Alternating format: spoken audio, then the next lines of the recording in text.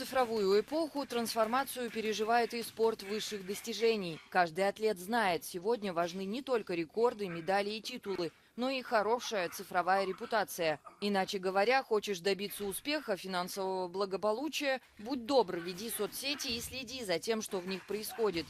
Le meilleur des meilleurs, s'il n'a pas de réseau, il ne sera pas connu. Le déclencheur qui m'a fait me mettre sur les réseaux, c'est surtout le fait que je vois qu'il y a eu plein de gens qui ont commencé à se mettre au sport, qui n'étaient pas spécialement bons dans ce qu'ils faisaient, mais qui avaient énormément de notoriété, et c'est grâce à ça qu'ils ont pu en vivre, etc. Нашему собеседнику, чемпиону мира по боксу, приходится мериться силами не только физически на ринге, но и словесно в интернете. За счет контента можно продвинуться в карьере, привлечь внимание СМИ, спонсоров. Имидж спортсмена должен вызывать интерес пользователей. И одного таланта уже недостаточно. Успех измеряется количеством просмотров, лайков и подписчиков. Autre que juste être visible par tous, c'est un enjeu financier parce que plus je ramène du monde, plus les promoteurs voudront se battre pour m'avoir. Donc je suis obligé de faire du contenu pour être sûr d'être suivi. Et malheureusement, on doit avoir deux casquettes, celui du sportif et celui du community manager. Имидж имеет решающее значение, особенно для российских и белорусских спортсменов. Их допустили до летней Олимпиады в Париже, но в нейтральном статусе. Причем принять участие в играх смогут только те, кто не поддерживает войну в Украине и не связан с силовыми структурами своих стран.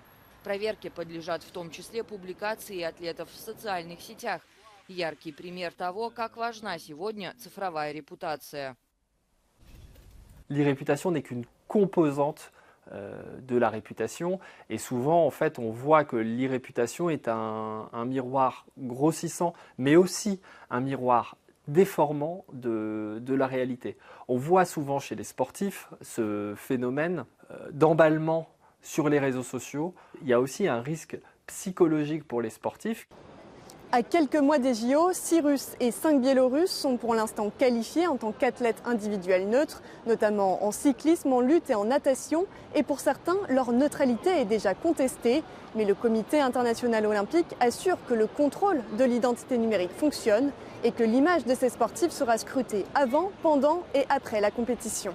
Jade Lévin, Euronews, Paris.